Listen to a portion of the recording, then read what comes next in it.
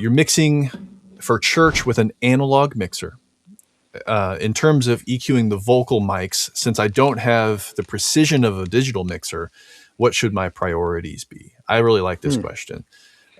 This is something that I've dealt with, especially you go into even small or mid-sized clubs and they've got amazing channel processing because it's a digital mixer. So you've got a 4-band parametric with a high pass on top of that. You've got sometimes a multi-band compressor on every channel. You've got at least a compressor on every channel that's got full controls. It's not just like a one knob thing. You've got gates on every channel.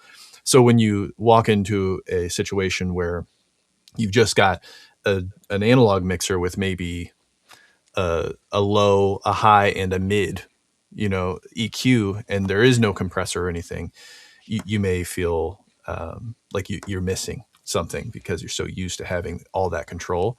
That sounds like what you're going through, Josh. But one thing that I would say right off the bat is when you know that your channel is so limited, you want to make sure that things that need to apply to everything can be applied to everything without using up the same. Let me put this a different way. Like, let's just say you walk into a venue and you need there's some sort of resonance in the room at a certain frequency.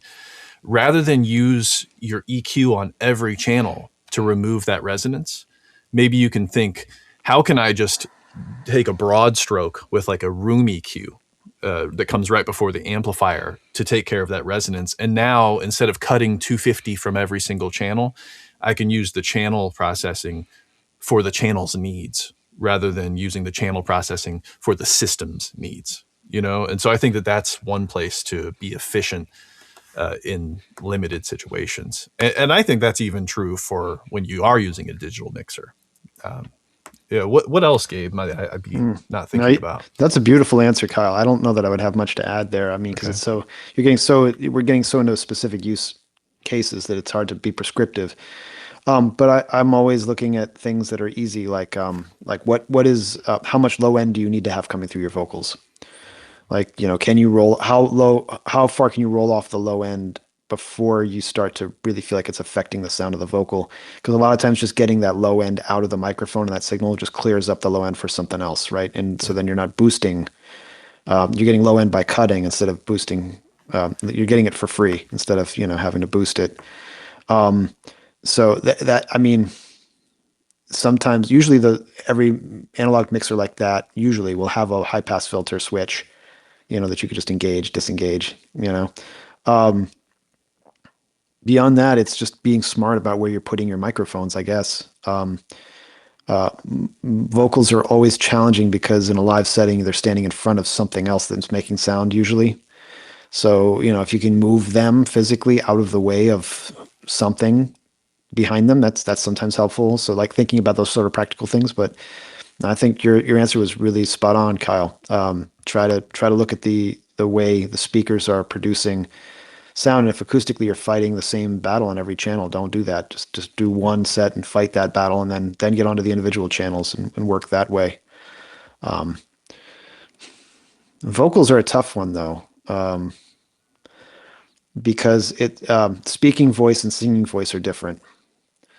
And the other thing I could say, and I don't know if this is really answering the question, Kyle, but one thing I see happen a lot in churches is they'll spend money on like condenser microphones, which are really sensitive and often sometimes don't sound very good in these sorts of settings, where like a handheld dynamic microphone, a Beta 58 would be perfectly fine, and in fact sound better than like say a condenser microphone, which might overemphasize mid-range and high-end, forcing you to have to EQ it more. So if you're finding you're trying to EQ your vocals a lot, maybe think about, I'll call them dumber mics, more dull mics that don't present everything with such clarity. If you have to, you have to. But oftentimes I find things like resonances, ringing, feedback is more common when you're dealing with condenser microphones in a live setting than dynamic ones. And even insensitive dynamic microphones, it might seem counterintuitive that you'd have the lesser sensitive microphone to do something as delicate as vocals. But 9 times out of 10, that's the solution. It's true. And also, I think just placement of these things, like acoustic Hmm. principles, is the mic pointing a little bit toward the monitor, and you're going to need to use the EQ to cut out the feedback. Maybe Yeah. you could move the mic so that it rejects the sound from the monitor. And now that band of EQ is freed up for something Yeah. tonal. Right. Yeah.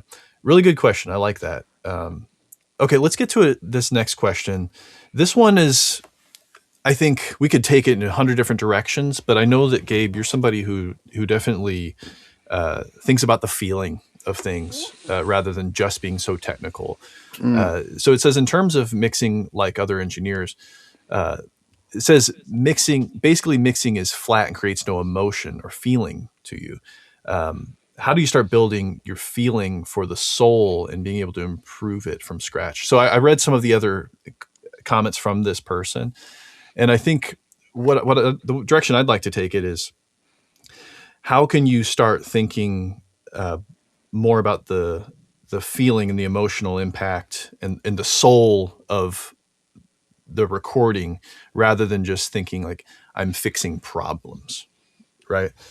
Are there things to do in each of those categories when you're mixing, or are we just here to clean up and make things objectively good?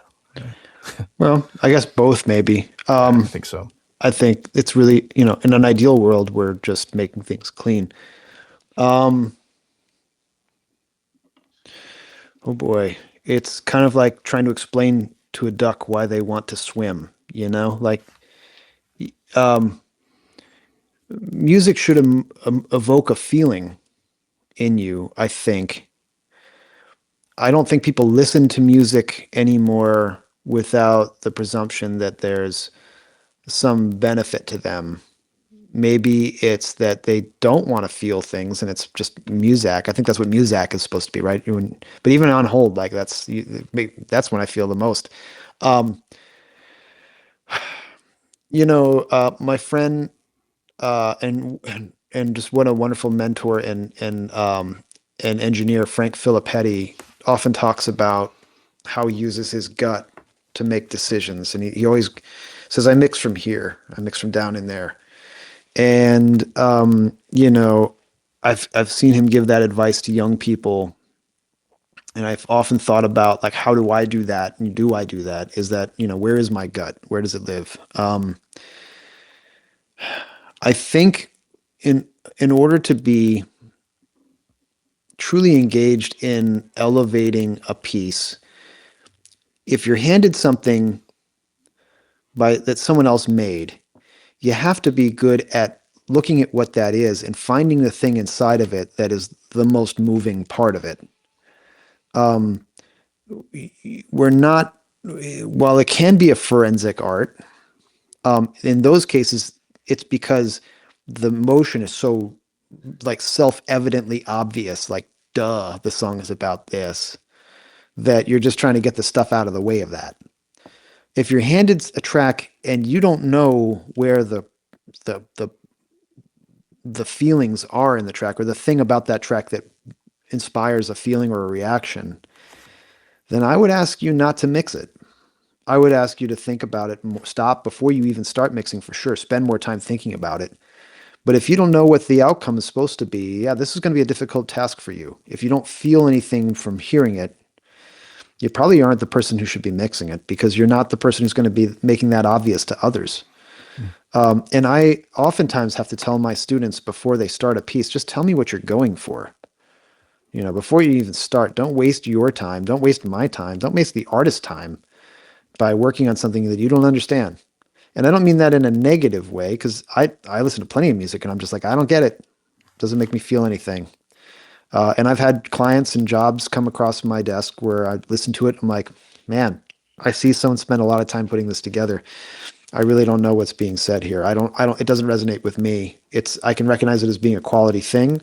It's just not my kind of quality. It doesn't bring out the kind of emotions that I want, like I'm just going to inject negative feelings into this or counter, I'm going to take it in a different direction. And that's not what the artist is trying to do. I don't mean to give a non-answer. I just mean to say that there is a very important part of the process that starts early by identifying what is this about? What am I even doing? Even something as simple as like, and I do this often making comparisons to visual art, but if you're going to paint a portrait, you could just take a photograph and it would be perfectly fine. And there's an art to photography. But you're not like when you take the picture, you're not like, oh wow, look at how that person's face looks. It's so different than that other photograph. No, the faces are the same. It's because it's capturing everything perfectly, exactly as the light had it, right? But you can do things to process the film differently, right? And you can present it. Oh, this one's in black and white. This one's got this filter on it. That one's got that filter on it. It's like the whole Instagram culture. There's that. But if you look at painters, they'll paint a portrait, and the way they paint portraits is very different than the way somebody else paints portraits. And you're seeing the person they're painting, but you're not just seeing the person they're painting. You're seeing all of that artist's influence on that as well. And I think a good mix has that in it as well. And in an ideal world, the kind of art or the subject matter the artist is producing is simpatico to the kind of art and work that the mix engineer is also making. And it's not appropriate to be able to mix, or it's not a reasonable expectation that you should be able to sit down on any song, any style, any music, any bit, any performance, and you can mix it well. That's just a bullshit attitude. It's just not true. And it's not in the service of the music. You have to know that you resonate with what they're doing, and you've got to have some agreement there. Otherwise, I don't think it's ethical for you to be mixing their music.